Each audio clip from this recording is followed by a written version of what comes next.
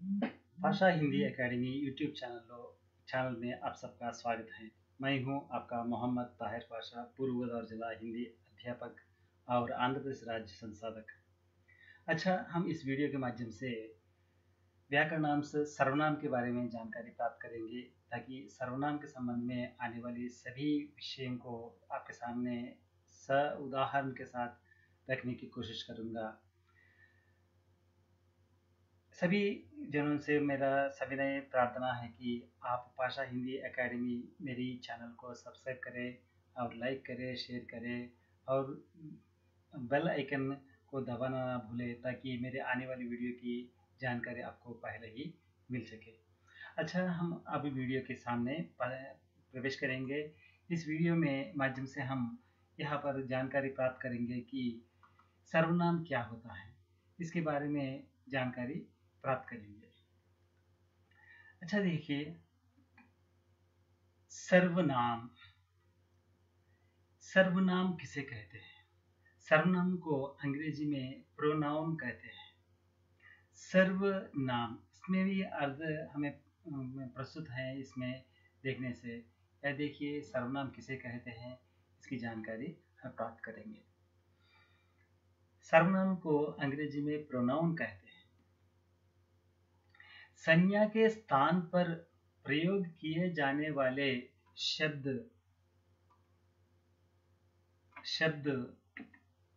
सर्वनाम कहलाते हैं। संज्ञा के स्थान पर प्रयोग किए जाने वाले शब्द सर्वनाम कहलाते हैं। जैसे उदाहरण देखिए, मैं, यह, वह, तुम, आप, इसका, उनका आदि सर्वनाम शब्द हैं। संज्ञा के स्थान पर प्रयोग किए जाने वाले शब्द सर्वनाम कहलाते हैं। जैसे मैं, यह, वह, तुम, आप, इसका, उनका, ये सभी सर्वनाम के उदाहरण हैं। और आगे देखिए, सर्वनाम के प्रकार, टाइप्स ऑफ प्रोनाउन।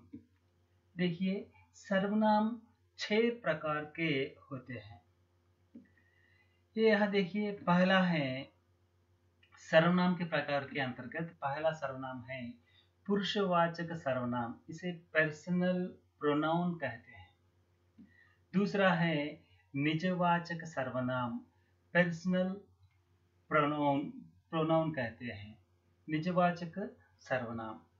और बाद में देखिए, निश्चयवाचक सर्वनाम, ये डेमोन्स्ट्रेटिव प्रोनाउन कहते हैं, निश्चयवाचक सर्वनाम।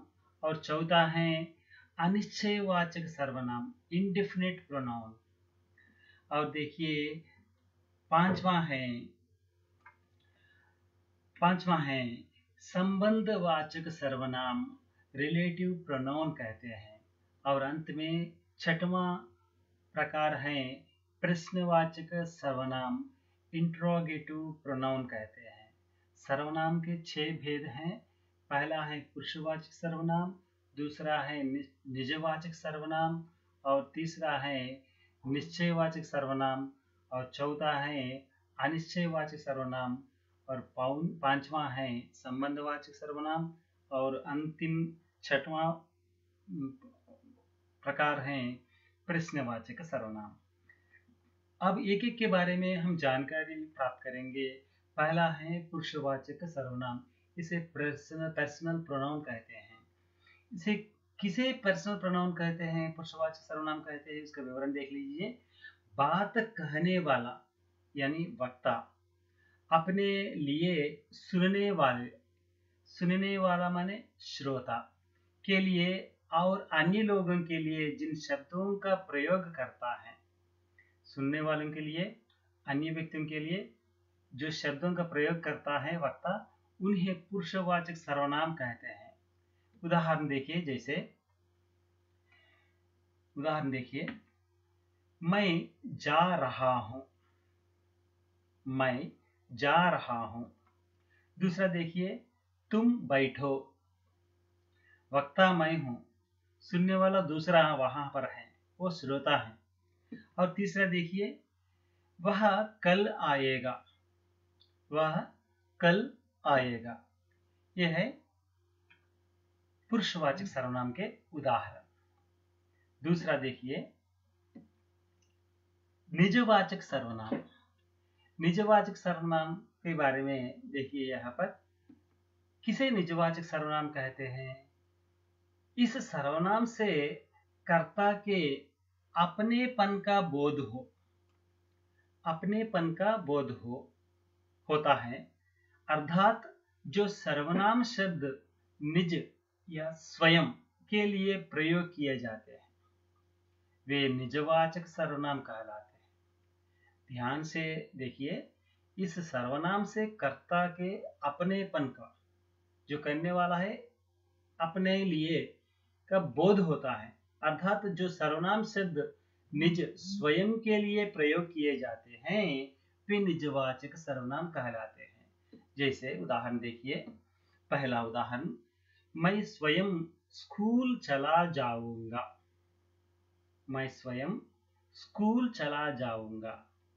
बाद में देखिए, वह आप ही आ जाएगा। वह आप ही आ जाएगा। ये दो उदाहरण है। बाद का प्रकार है निश्चयवाचक सर्वनाम। इसे डिमॉन्स्ट्रेटिव प्रोनाउन कहते हैं अंग्रेजी में। ये निश्चयवाचक सर्वनाम किसे कहते हैं? जिस सर्वनाम शब्द से निश्चित व्यक्ति, वस्तु अथवा स्थान का बोध हो। निश्चित, डिमॉन्स्ट्रेटिव, ये किसे, एक निश्चित व्यक्ति के लिए, निश्चित स्थान के लिए, निश्चित वस्तु के लिए प्रयोग बोध हो, उसे निश्चयवाचक सर्वनाम कहते हैं, डिमॉन्स्ट्रेटिव प्रोनाउन कहते हैं।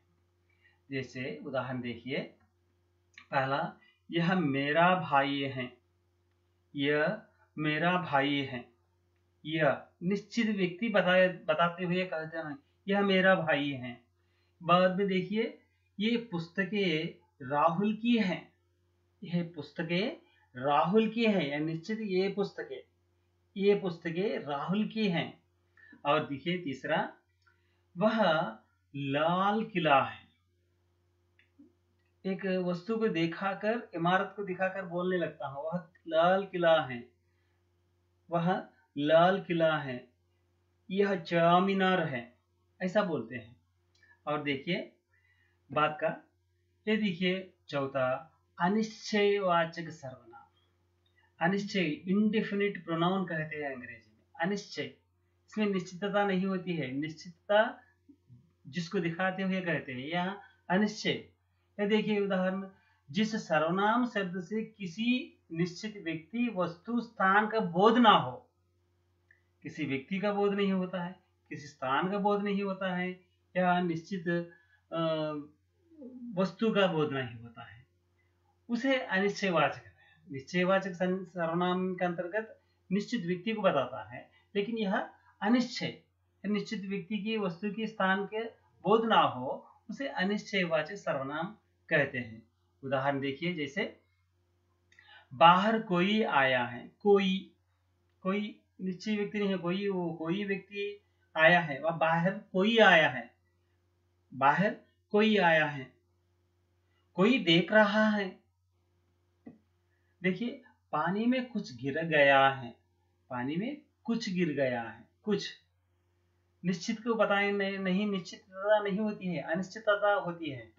और बाद में देखिए, किसी से दवा मांग लो। किसी से, निश्चित व्यक्ति को नहीं बताते। आप कोशिश करें किसी के पास से किसी से दवा मांगवा लो, ऐसा बताते हैं। ये अनिश्चयवाचक सर्वनाम के उदाहरण हैं। और बाद में देखिए, पांचवा है संबंधवाचक सर्वनाम।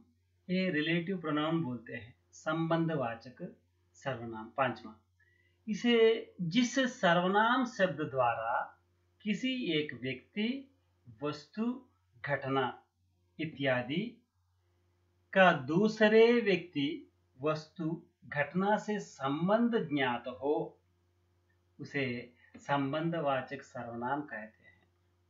जिस सर्वनाम शब्द के द्वारा किसी एक व्यक्ति, वस्तु, घटना का इत्यादि का संबंध दूसरे व्यक्ति, वस्तु या स्थान का ज्ञात हो उसे संबंधवाचक सर्वनाम कहा जाता है। उदाहरण देखिए, जैसे पहला है जो जीता वही सिकंदर। यहाँ पर संबंध पहला, जो जीतने वाला वही सिकंदर, जो जीता है वही सिकंदर। पहले वाले के संबंध दूसरे सर्वनाम शब्द का जो, वही, जो जीता वही सिकंदर। दूसरा उदाहरण देखिए, जिसने मेहनत की, जिसने मेहनत की उसे सफलता मिली। जो कैसी प्रकार, जो वही कैसा आया है, जिसमें जिसने मेहनत की उसे सफलता मिली, जिसने उसे। और तीसरा उदाहरण देखिए, जिसकी कॉपी हो वह ले जाए। जिसकी कॉपी हो वह ले जाए। अध्यापिका जी कहती हैं अपने अपनी कॉपियां उठा लीजिए, जिसकी कॉपी हो वो उठा लिया जाए, वह ले जाए। और अंतिम सर्वनाम का प्रकार प्रश्नवाचक सर्वनाम, इसे इंट्रोगेटिव प्रोनाउन कहते हैं। डिमॉन्स्ट्रेटिव और इंट्रोगेटिव, प्रश्नवाचक सर्वनाम। देखिए यहाँ पर, जिस सर्वनाम शब्द से किसी प्रश्न का बोध होता है उसे प्रश्नवाचक सर्वनाम कहा जाता है।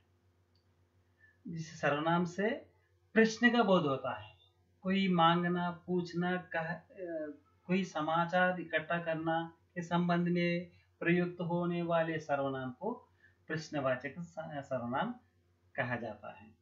जैसे उदाहरण देखिए यहाँ पर, तुम कहाँ जा रहे हो, ये प्रश्नवाचक सर्वनाम, तुम कहाँ जा रहे हो। और देखिए, किताब किसने फाड़ी, किताब किसने फाड़ी। और बाद में अंतिम देखिए, वह क्यों रो रहा है।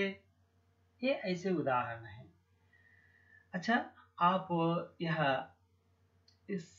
यह सर्वनाम के संबंध के विषय आपको बहुत अच्छा समझ में आया होगा। यदि आपको कोई शंकाएं हो तो ज़रूर कमेंट करें, और मेरा यह वीडियो आपको पसंद आए तो लाइक कीजिएगा, और अपने दोस्तों को, मित्रों को, छात्रों को शेयर कीजिएगा, और भाषा हिंदी एकेडमी को सब्सक्राइब करना ना भूलें। धन्यवाद। आपको नेक्स्ट विशेषण वीडियो से आपके सामने प्रस्तुत होने वाला हूँ। धन्यवाद। मुझे छुट्टी दीजिए।